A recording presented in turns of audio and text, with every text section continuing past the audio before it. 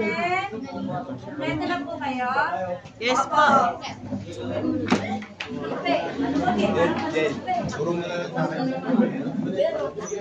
Ang nigi po, ang gagamitin po natin is all-purpose flour po. Yun po ang ginagamit namin sa paggawa ng nigi. Ang ingredients po niyan, sa kalahating kilong nigi po, yung ating kalahating kilong all-purpose flour, 1 tablespoon po ng asin, rock salt or iodized salt po pwede. Maglalagyan ng itlog, egg noodles na po. Tapos po gagamit po tayo ng lime water, yung lihiya. Ano po sino po nakakakilala sa lihiya? Saan po siya ginagamit? Sumangyakap at saka Kutsinta. Kasi yun po yung tumutulong para magpa-kunat. At saka siya din yung parang tumutulong din kulay green. Kulay din na yung green niya. Kumain din yung kulay niya. Gagamitin po tayo ng food color. Egg yellow. Anong color? Egg yellow. Hindi, yellow lang siya talaga. Kasi pag egg yellow, magmumukha tayo kwek-kwek. Ito po, yellow lang. Ang ginagamit ko po, mayat na ako, kaya po yung McCormick, yung liquid. Ito po kasi gel. Ginagamit ko po kasi ito sa paggawa ng pagkulay ng mga icing. Pero ito po ang gagamitin natin. And then, ang ingredients po natin, gagamit din po tayo ng tubig. Pero kung gusto niyo gumawa ng egg noodles, pwede niyo rin po siyang lagyan ng itlog. Itlog sa halip na lihiya. Gagawin yung 2 itlog, pampakunat din po kasi yung itlog sa paggawa ng nigi. Pero ngayon, ang gagamitin natin, lihiya. O sino po nakakakita sa palengke? Anong napapansin nyo dun sa Mickey na nabibili sa palengke? Kulay dilaw. Dilaw? Mamantika. Mamantika? Ano pa? Yung amoy? mabango. Ano po mabaho? Mabanghe. Mabanghe. Opo, hindi po yun. Yung po kasi yung ginagamit nilang preservatives para po magtagal yung buhay nung Mickey na nasa palengke kasi hindi po nire-refrigerate yan. Pero po ngayon, hindi po tayo gagamit doon dahil tayo lang din naman po ang kakain nito. Hindi pa naman natin po commercial, kaya okay lang po na wala po nung sodium benzoate na sinasabi. Ilang oras po yun? Alin po? Ilang araw po pag wala nito? Kung i-refrigerate po yan, abutin po pwede po ng mga 7 days. Okay. Opo. Pero kung nasa labas lang po siya, mga 2 to 3 days lang po. Kasi ang harina, alam niyo naman po na, pag nagtagal ay umaantab. Okay po. Sino po leader ng group 1? Leader ng group 2? Yan po. Gagamit po tayo ng ito. Plastic labo lang malakas. Water, ma'am. Ang tubig po, 300 ml. 300 ml. So, kupon. Meron po kalahating kilong all-purpose flour, Flour. 2 tablespoon po ng lime water, 1 tablespoon po ng asin. And then meron po kayong yellow food color 2 teaspoon. at tubig. May mixing bowl po, wala eh. Wala. Ma'am, yung food color, ilang ano yun? Ilang gram yun? Ang food color po, yan po kasi gel, ipapatak lang po natin. Okay, isang patak. Tubig, pwede po ilagay doon yung asin. Lagay po dun sa tubig yung asin. Dito na tubig. Ayan. Yun, yung scraper niya pwede po yun ang panghalo. Tapos patakan niyo po nung yellow na food color. Inaayon lang po sa magiging kulay niya, dilaw. Isang patak lang. Isang patak, kung ano. Hop. Yan, okay na. Ayan. Nalagay na rin po yung food color. Pero kung po, medyo po mamaya po, medyo matutunaw din naman po yan. Ilalagay na rin po natin 2 tablespoon po nung ating lihiya. Yan, lime water po.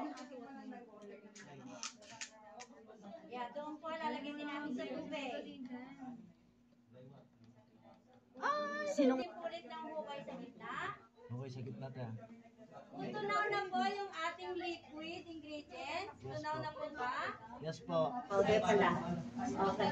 Lalagay po natin unti-unti doon sa gitna po nung hinukay natin. Excuse me, excuse me.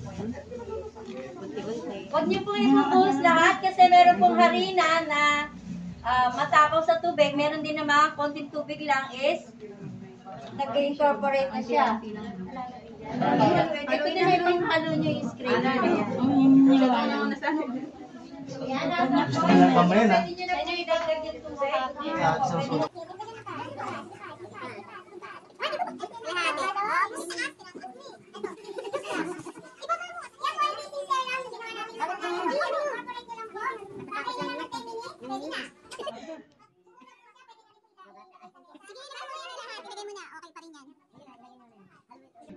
Harina. Lagay mo na, lagay mo na. Kaya nga. Galing, nakakainip eh. Sorry. Ate. Matigas na kayo naman. Matigas na ba? Ate. Yun, yung sasabi ko. Yan, isa lang daw po natin yung Hawakan yung plastic pa kayo. 20 minutes or 10 minutes ang aking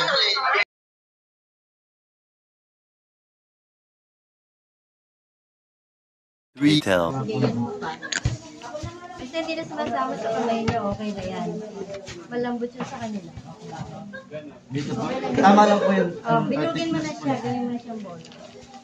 Mark, malambot ito. Malambot niya. Gawain bilog. Malambot. Yan, masinin. Pwede naman siya magpahinga. Hindi ito sinselang nun. Kasi ito, basta na-incorporate natin, okay na yan. Papahinga lang natin ng konti. Pwede na. Lagay mo daw dito, boy. Lalagyan nga tayo ng cornstarch. Katsa ba?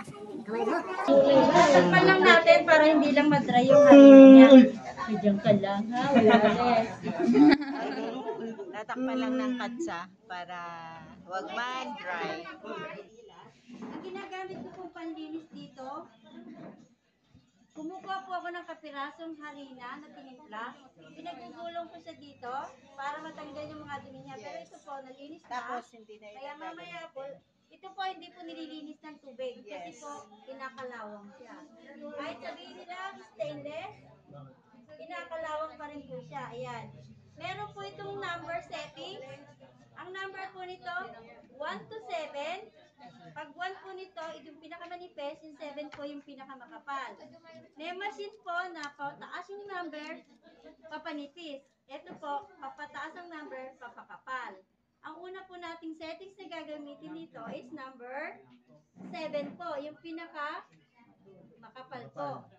Opo, ayan, number 7 po. Ito po, pagpapaliwanag ko lang po, ito mamaya, gagawin nyo po. Pwede naman pong buksan na yan. Bukas na siya. Hahatiin lang po natin siya sa tamang sukat.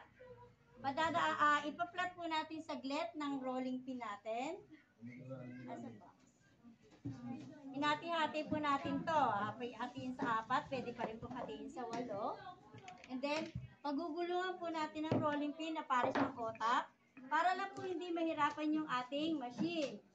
Number 7 po, lahat po tayo, iseset po muna natin lahat yung 8 piraso na nagamit natin or kahit ilang piraso po siya na parang otak ang sukat, ang design niya. Opo, pwede na naman po maging straight, kaya lang medyo mabusisi na po pag doon natin ginamit. Kaya pwede naman yung madadaanan lang natin ito. Flattener po ito, tumutulong po mag-flat at saka magpapinis ng ating linasa. Ayan, number 7 po muna lahat gagamitin natin. Pag naubos na po, saka lang po natin iseset sa number 4 or number 3. Depende po. Pag po number 4 natin ginamit yan, pag pinadaan po natin dito, malaki po yung pagigiging butil niya. Magiging strip niya. Pag number 3, manipis na manipis, yun yung parang ginagamit po sa Mickey. Pag ito naman po, ito yung ginagamit sa Lomi or yung carbonara ba yung carbonara, yan. Pero ang gagamitin natin dito, pang Mickey, pang pansit canton, yan. Ito po, pwede na po itong hati-hatiin. Ang gagamitin naman po natin, pag hinati natin, pag nagsulat tayo, ito po, in-improvise ko lang malalagyan. Ito pala isa yun. Ang nilagay ko po dito, cornstarch. Pangbudbud lang po, para lang po hindi siya manikit sa rolling pin at hindi na rin po manikit dito kasi ito po, lalagyan din natin. Kasi po, minsan ito, nagugutom. Nangangain. Nangangain yan. Kaya lalagyan natin yan. Tapos, pag padadaanin nyo dito, hindi po tayo, excuse me, nagmamadali. Kailangan po bahagya lang, kailangan mapalabas muna natin dito. Tutulungan natin siya para hindi po siya pumasok ulit pabalik dito sa machine. Ayan, lalagyan ko po yan. Kaya kailangan po ala tayong electric pa kasi sa buka natin pupunta yan. Ayan. Lalagyan natin. Ito po, pwede na pong hatiin. Hatiin po natin yung ating dough sa 8. Kung gusto nyo, 8. Tingnan nyo po kung magkakasya siya sa 8. Meron na sila nito. Ang problema, ma'am, paano pag wala pa kami noon? Pag wala po, sige po. Ilan tayo? Pangit, bilangin mo.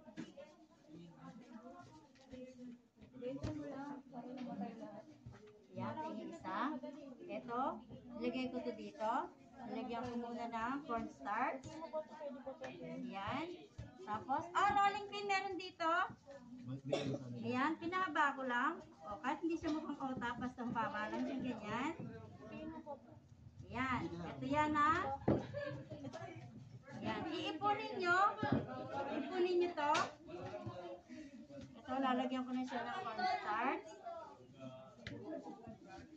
Kasi, pagtulong ko lang dito sa machine. Baka ito may dumi, pengin kapiraso.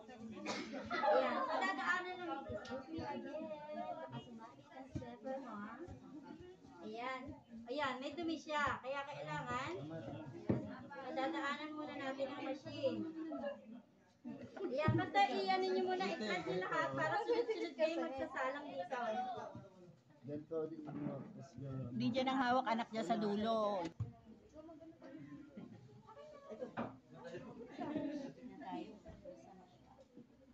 Ayan, sige, operator. Huwag ibabalik ang pineta, puro ganyan lang. Ayun, saluhin. Ayan.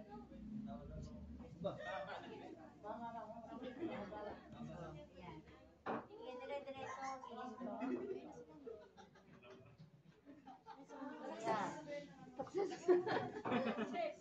Lagyan ulit. O kahit siya, lagyan. Ito, para hindi ano.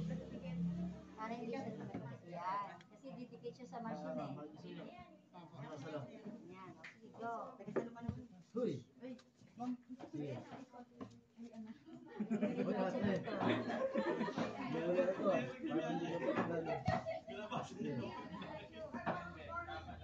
Diretso lang. Diretso Uy, pa. dandan lang, Diretso. dandan lang. Go. Ma'am, ano tawag dyan? Ito po, pasta maker po. Shopee, Lazada, meron po. Titingnan nyo na lang po yung background ng tindahan na nabilahan. Ayan. Ito, lalagyan ng mantika. Ng ano. Lagyan ng cornstarch. Ayan. Yes. Pero pag wala, pwede naman i-rolling pin. Kung wala po, iro-rolling pin nyo ng manipis, tapos kung ilalagay nyo po, papalapadin nyo naman po siya. Pag malapad na po siya, ayan. Sandali rin nahigit dito. Lalagay lang po yung kada pagitan po. Tapos hiway na. Opo, hiwa lang po ng manipis. Ito, anong tawag dyan, ma'am? Yan ang panghiwa? Ito po, hindi po, pwede po kutsilyo. Bakit na nilipin mo na pa? Nilipin mo pa. Lalupiyat.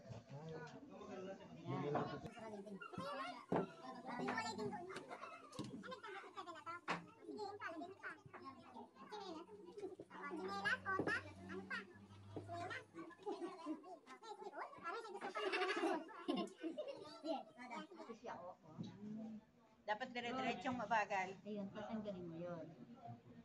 Yan, para bago siya ma-straight, nakuha mo na yung dumi.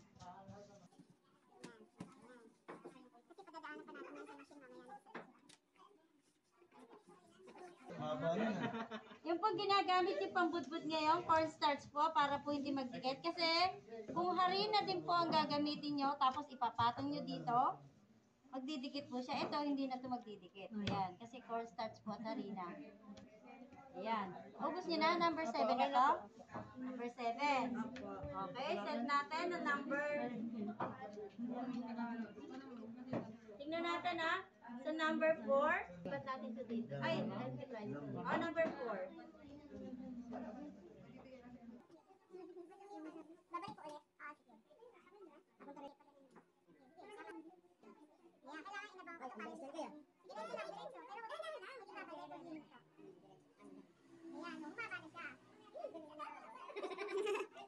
Ahoy. Ayan, para magdala natin. Para magandang sama.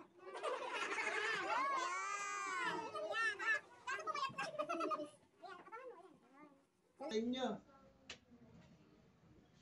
Ayan, kailangan meron siyang Kumusta sa inyo? So yun, same procedure lang po. Hanggang sa matapos na lahat yung dough. Paparaanin sa set number 4. pwede na siguro. Kasi pag may sulat na to, pwede na isalang to. Iyan, sa tingin nyo naman, pag kayo masyado nakakabaan, pwede nyo naman siyang putulin. Yo, ginigit na oh. Todo ah. Ginigit na din po tala. Ayan, pwede siya magpatong-patong. Mama, anong tawag din eh? Dough cutter po. Ayan, pag may dumi, tanggalin yun. Okay na yung haba na yan. Sige, malapit na tayo sa pinakamagandang parte. Wala pa tayo sa exciting part. Oo, para maganda na yung makita mo. Lipat ko na dito yun. Oo, lilipat mo na. O, lipat ka na doon. Take a camera. Ayan. Ayan, abangan. Dahan-dahan. Ayan.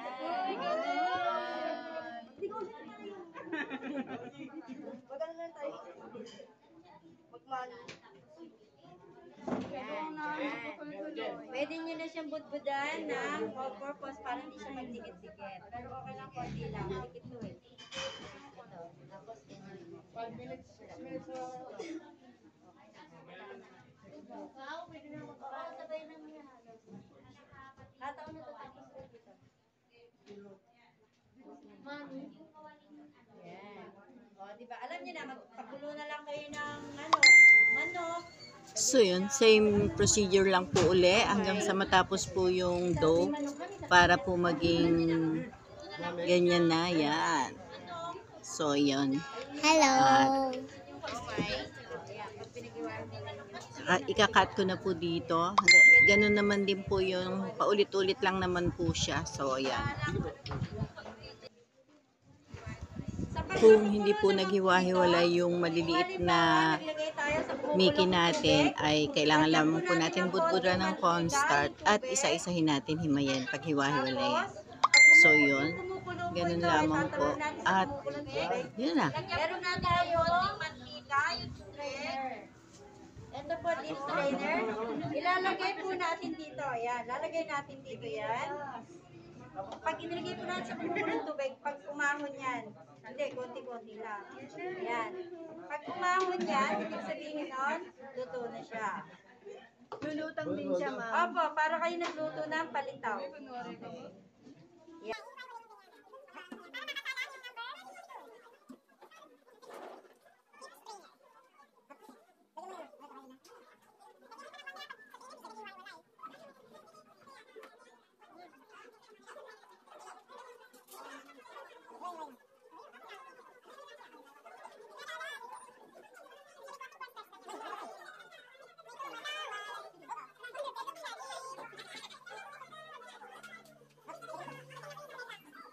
Masarap nga. Isang masarap na magandang nga ako. Ayan, Natapos na po ba kayo? Para po ma-set natin. Ay, yung pati.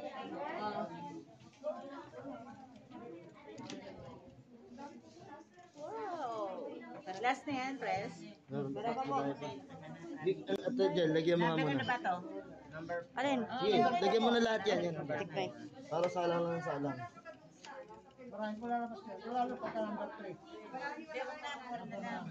Palaparin mo nga para lumitaw sa carbonara style ng huli. Anong number? Carbonara style. Sige. Hindi po number na I-set mo lang yung set. Ibang thread. Ibang ano? Ibang number. Oops. Yan, sige. Pang carbonara na yan. Yun. Ayan na. Di ba pag nagkakarbonara kayo, ayan o. Di ba ganyan yun na? Okay. Ayan o. Number 4 pa rin, pero iba yung set. Katikim nga. Sige. Pansit ba to? So, yun na. Ayan. Di ba carbonara ganito? Opo. Ayan. Ayan naman ang gamit niya. Okay, tapos na po tayo. Ang ating team sa paggawa ng pansit. Yan po.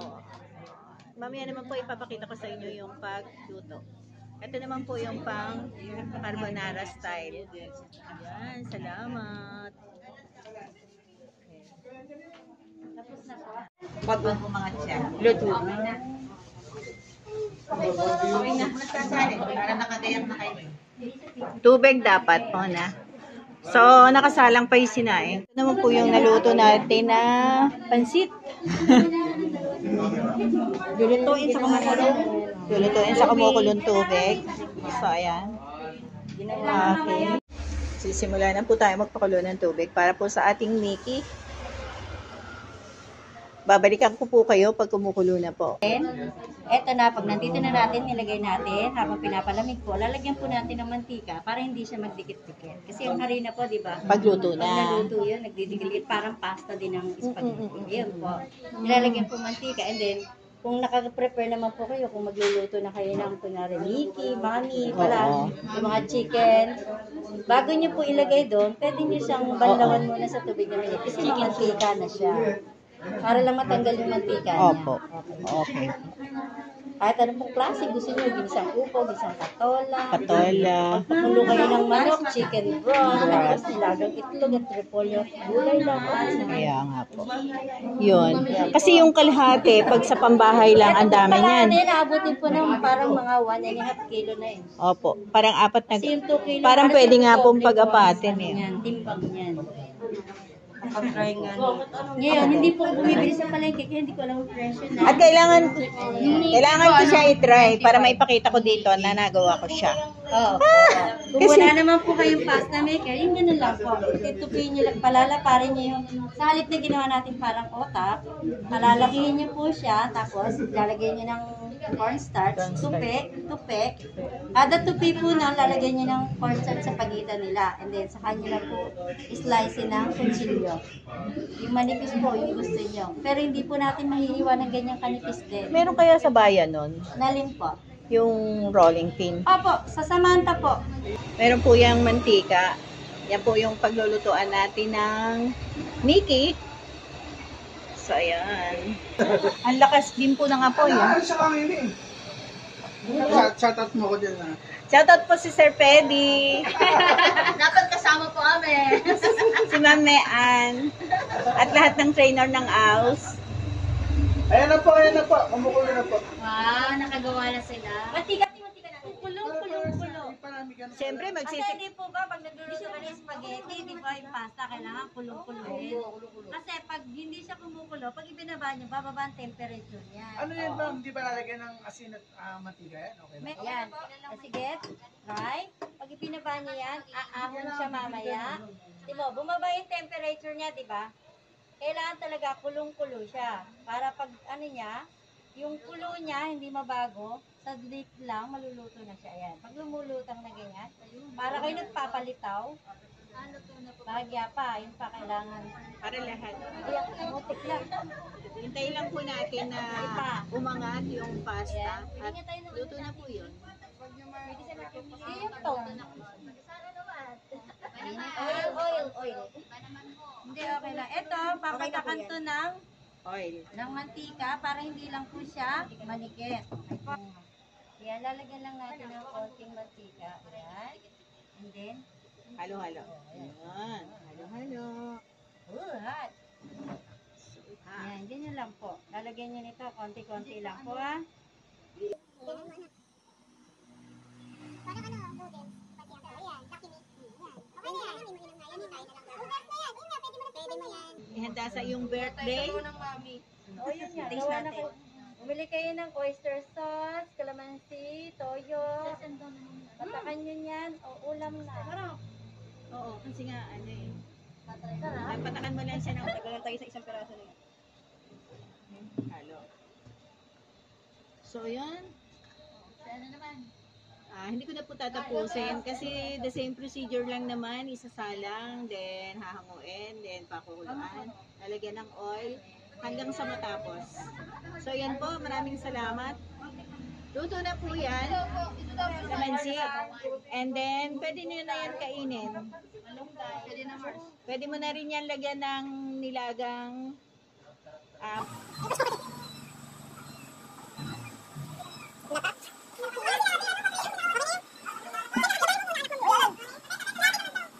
Okay, maraming salamat. Yan po ang ating pasta style para sa ating ulam. Diyan ko po tatapusin ang aking video. Maraming salamat po sa inyo. The same lang naman po yan hanggang sa matapos yung ginawa natin. At maraming salamat po sa aking mga ka-eskwela. Yan po, ang gaganda. Baway po sa inyong lahat. Yan po ang aking press. Maraming salamat. Bye-bye! Ako lulubog.